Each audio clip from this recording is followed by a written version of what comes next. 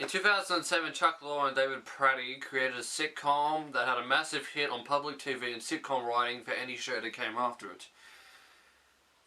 For a while. The Big Bang Theory is a very controversial series. Some people like it, some people hate it.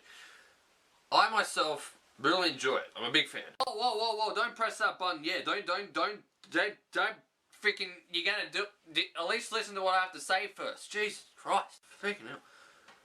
I did like it. I did. Until it suffered the same wrath as The Simpsons, where it overstayed its welcome and got boring after a while. To me personally, seasons 1 to 3 are the best. And after maybe 6, it just gets unwatchable.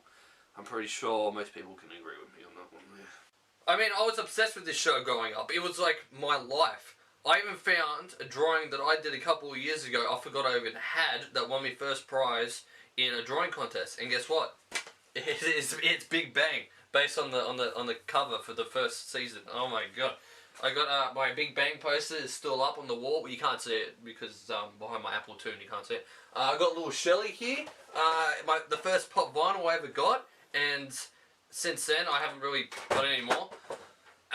Because to me they're just like a waste, I don't even do anything. And that's, I got shirts, countless shirts, which I'm not wearing because I'm a fat boy and they don't fit me anymore. Anyway, Big Bang, what is it? It's a show about 4 nerds and their neighbour. That's it. That's all it is. Just like Seinfeld. It's basically a show about nothing. Anything can happen. Just like the Russians completely ripping off the show. I'm not joking. It was called The Theorists. It was all in Russian and it was just a clone of Big Bang. That's all it was. I'm not even joking. How about? Я тебе не говорил, что я занял первое место в конкурсе мальчиков-вундеркиндов 85-го года рождения. Я так понимаю, мальчик-вундеркинд рос, и ровно в 12 превратился в тыкву, да? Сева, зря ты согласился строить атомную станцию. There was even an unheard of pilot that was created for the show, but it was completely scrapped, abandoned, and just shelved, even though it was completely finished. It is so bad that I don't really want to watch it, but I don't think anyone else on the internet has actually reviewed it yet, so we're going to have a shot at that. How exciting. So it opens up with... You're funny, YouTube. Anyway, it opens up with a really weird intro that looks like it's been made from Microsoft Paint or PowerPoint or something. And the first scene is in the sperm bank, just like the Aired pilot. And I do have to say before we go any further here, is that most aspects from the real pilot is taken from this one. So the writers didn't completely abandon the idea. 1 across is a GN, 8 down is Nabokov, 26 across is MCM, 13 down is move your finger, Phylum, which makes 13 across. Who hasn't seen this differential below here? I sit broken-hearted. At least I don't have to invent 26 dimensions just to make the math come out. I didn't invent them. They're there. In what universe? In all of them, that is the point. No, paradoxes are a part of nature. Think about light.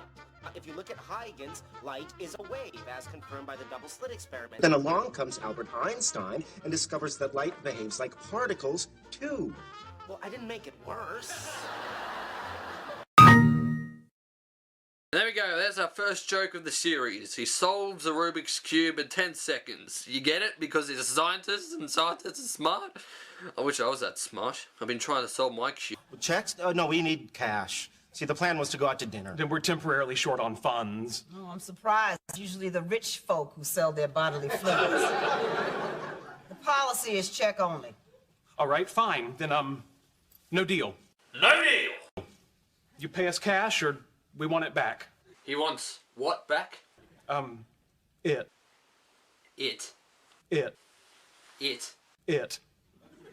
Fine, take it back. Okay, I was bluffing. Nah, mate, it's fine. Here, take it. It's too big for me. I can't get through it all. Here, have it. It's fine. It's pretty good. Kiss me, fat boy. So this is our Penny. Oh yeah. Penny wasn't in the original script. Neither was Howard or Raj, or the broken elevator.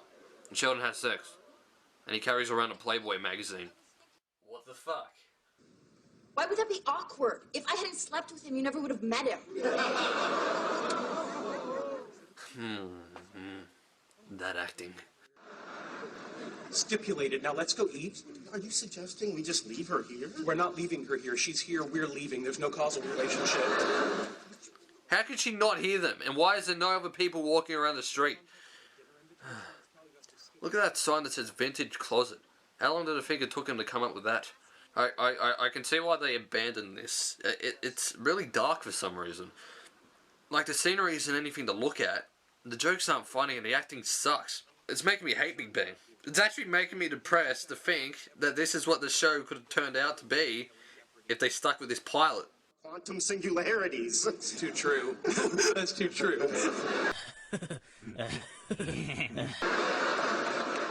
Okay, you guys can buy me dinner, but that's the end of it. The end of what? Wow. Let's say that you hung in with a guy while he puked his way through 2 weeks of booze and Vicodin withdrawal.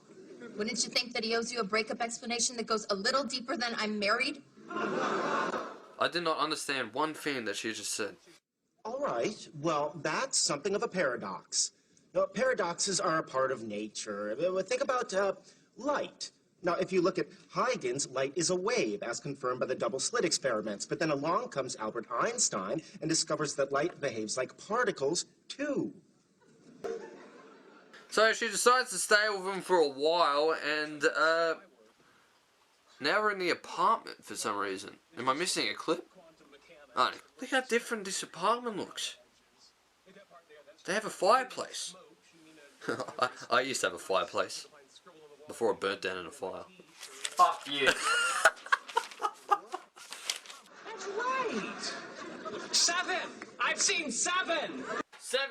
He's seen 7, guys. 7. At least I don't have to invent 26 dimensions just to make the math come out. I didn't invent them. They're there. In what universe? In all of them. That's the point. Excuse me, fellas. What? Yeah. Shower? No, I'm fine. Oh, that's so funny. Oh my god, this is the greatest show ever.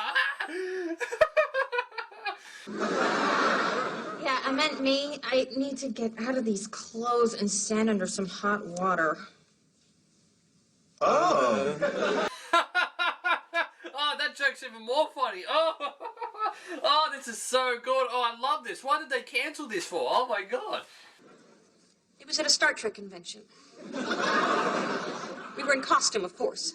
He was doing such an effective job of portraying a Vulcan caught up in the Ponfar mating fever, I couldn't say no.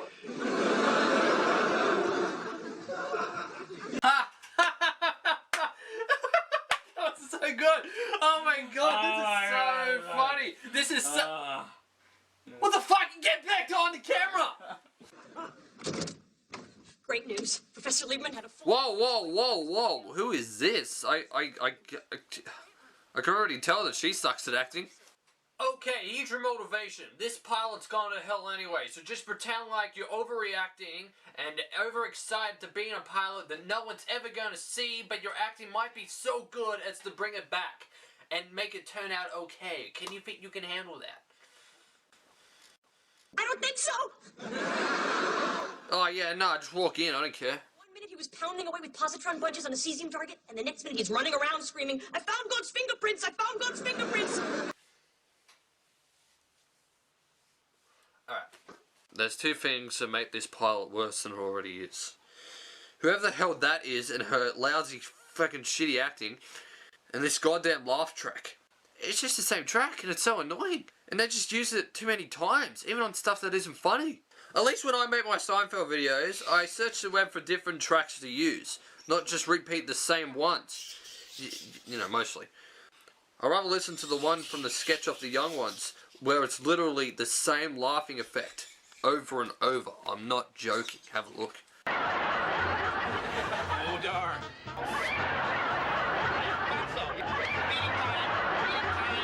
Chinese food, huh? For rehearsal. Yeah. Hey, you got a coach? For the 10th. You remember that? All I'm saying is that we don't need anyone's judgment clouded by alcohol. Oh, I can handle alcohol. I can handle alcohol too, I think.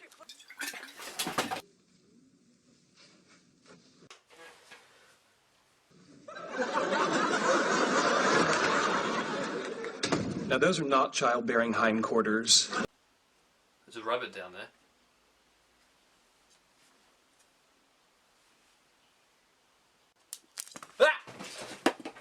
Got that, but you're just restating this section over here. If she has ulterior motives, lambda, then she's evil, epsilon. Exactly. We have modus ponens. Lambda. Lambda implies epsilon, and for epsilon.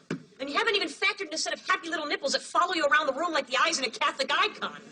I don't even know what that means. It's so dark, I can't even see anything.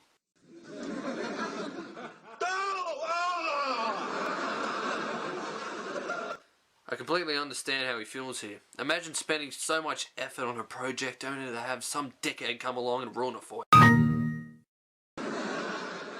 She says, once again, she is the hypotenuse. If you divide this by the fact that Kay is homeless because her stupid mother, B, Bitch. has gone into Kay a number of times. Ipso fatso, I drink till I'm flatso. Alright, I get you. Alright, good point. Let me make my observation. Alright, well let's say that, I don't know, maybe BB, standing for, you know, Big Bang, plus your terrible story and your horrible humour and that lame intro plus your crappy theory equals... Oh, well. There you go. Sorry there. I was at a bar and this jerk kept hitting on me, so I grab his nads, give him a half turn, you know, back off. The guy dumps his beer all over me. I had to come back here and change. Jesus. They dance worse than Rick Moranis in Ghostbusters. They don't get out much. And with our last fade out, that was the unaired episode of Big Bang Theory. Now, was it really worth abandoning? You know, was it really that bad to just shelve it and pretend like it never happened?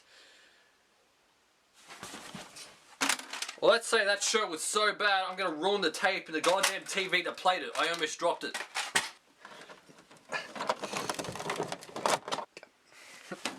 Got freaking cables now. Fucking get all this shit. I put that over there, so I don't want to throw that out. Okay, I'm gonna get the cables off there. Take this aerial out.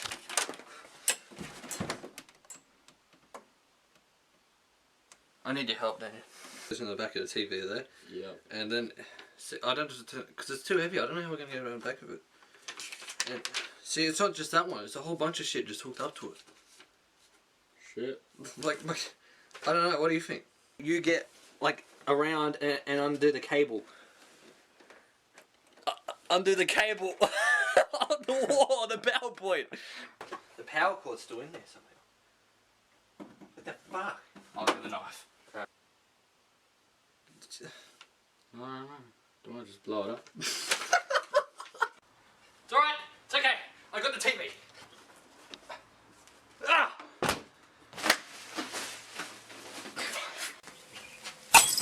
Oh shit! Jesus Christ!